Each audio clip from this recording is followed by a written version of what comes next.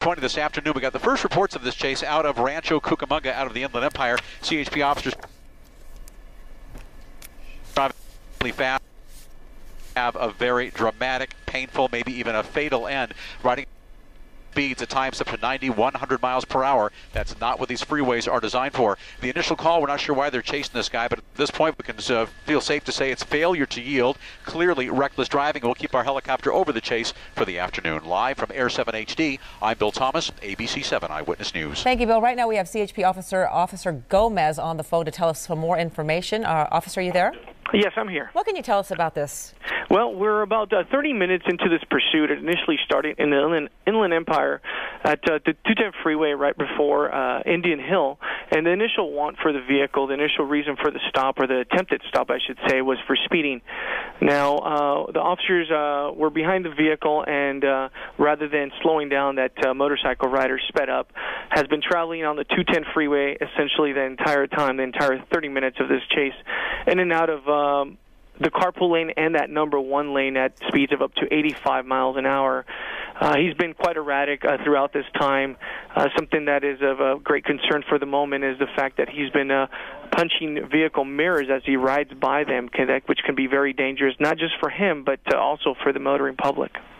Yes, we're running some video right now of when we witnessed him doing that really bizarre behavior. There he goes. He hits that truck mirror right there as he goes by. I think he broke his watch, too, because he seems to be trying to shake his watch off of his wrist. And there he goes. He does it again. What could this mean, and how do you guys adjust to this bizarre behavior?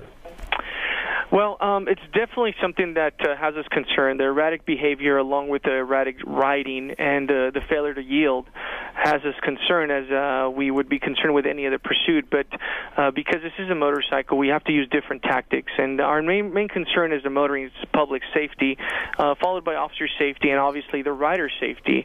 As most of us know, motorcycles are inherently dangerous.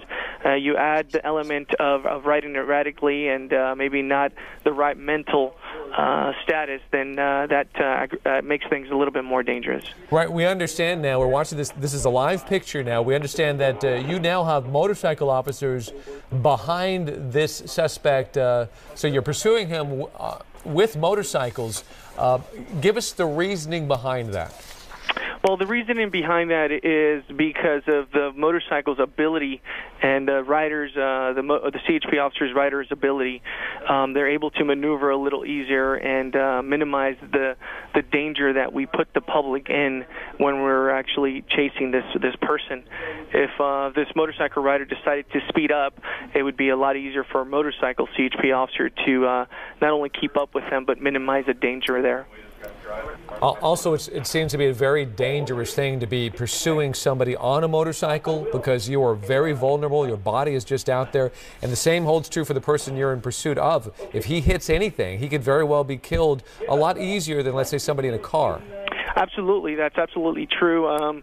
Something that we need to remember is our officers are highly trained in motorcycle enforcement, and they spend hundreds of hours on that motorcycle, if not thousands of hours, before they actually become motorcycle officers. And they will use all their skills, and they're not just their motorcycle skills, but their officer safety skills. And in this instance here, where traffic is quite slow, a motorcycle officer would pretty much be the only officer that would be able to keep up with the motorcycle at this time. As we're watching now, he just exited. He's on the shoulder of the freeway, and I guess it's really difficult to keep up with someone driving this erratically as well.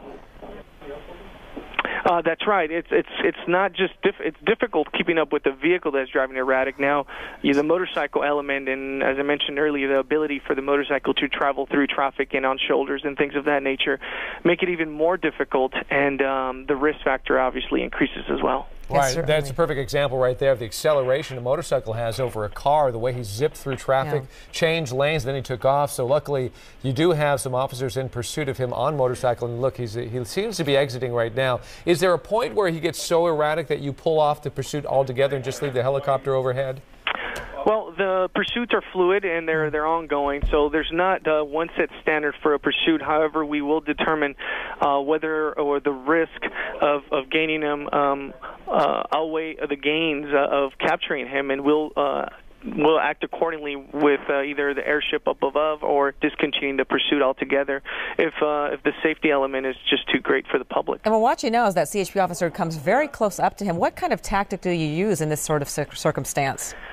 Well, I'm not at liberty to speak on the tactics that we would use, but we will implement different tactics that we would implement normally on a regular pursuit, and that's something that we train on, and our motorcycle officers train on vigorously.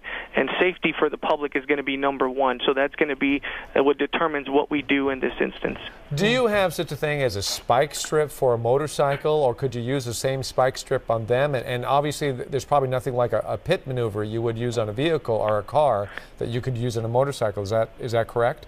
Well, I'm not at liberty to discuss those tactics that we use with motorcycles, but I can tell you that we do have tactics that we use for motorcycles, and they vary. They would naturally vary from those we use with a vehicle. Right. Wow, scary thing then. All right, so right now you basically don't really know who the suspect is, whether he's armed, what his background is. You just simply know him as a person who was speeding, didn't pull over, and then we see this erratic behavior. That's correct, and the erratic behavior with erratic riding is what has us concerned the most at the moment. The ideal situation would be for this person to simply pull over and give up, and we go from there. The worst case scenario is he injures someone or injures himself as well. Right, we've seen just now he was making some very erratic gestures with his right arm there. We're not really sure what he's trying to do. Right, and as I mentioned, it's going to be a fluid situation, and the people that are going to be the best decision makers in this instance are going to be those officers that are on those motorcycles and those patrol cars behind the suspect. All right. Officer Saul Gomez, thank you so much. You've been a wealth of information for us. Good luck in your pursuit with him. We'll continue to watch this. If you have more to add, we'd love to hear from you on this. But you heard Officer Gomez from the CHP talking to us about this pursuit. All we know right now is he was speeding somewhere near the Inland Empire on the 210 freeway. He did not pull over, obviously. He sped up instead, and since then we have been witnessing some very erratic behavior. He has two officers, CHP officers, in pursuit of him, as well as other vehicles as well. But they were able to move up some motorcycle officers to get behind him, because quite simply it's almost impossible for a car to keep up with a motorcycle. Also coming up on some traffic, and we have Bill Thomas live in Air 7HD who's been following this. And what is he doing now? What sort of gestures is he making with his left arm now?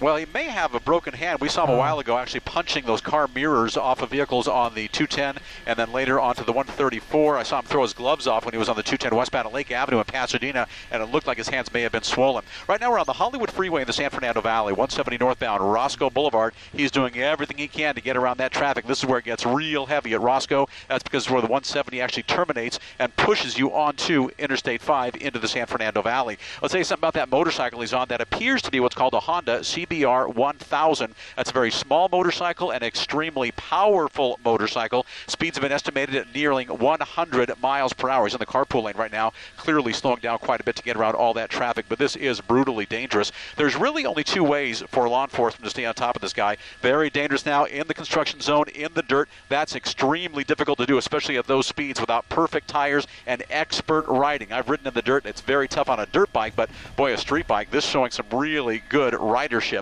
He is going much slower right now. Most likely those CHP motorcycle officers, they're on his tail as well. They'll be right behind him, taking it slow as well. They want to stay as safe as they can, but I think he'll come out of the construction zone. Let's open up just a bit here and see if the construction zone will put him back onto the freeway. He looks like he's coming up to a freeway that's still under construction, rolling over on the ground. He may be injured. He may be exhausted. I told you earlier he may have a broken hand, and that's what it looks like. When he was punching those mirrors at the speeds he was going, and he appeared very angry and agitated. Open up just a bit here as you see CHP officers. They've got their guns out. The motorcycle officers came in. Guns are drawn. They're going to approach him very, very cautiously. This has been going on since about 3:20. It's been going on for quite a while, and the guy simply just gave up. He appears exhausted. He may be injured. They're trying to tell him, get down. He's not complying, and that's why you saw officers pushing him down. One officer with his gun still out, the other one holstering his weapon, putting his hand into cuffs in just a bit. And this may be very painful as well if, as we thought earlier, he may have a broken hand. They're going to frisk him, make sure he hasn't got any weapons. Looks like he's resisting a bit, but hands behind his back. He is in cuffs.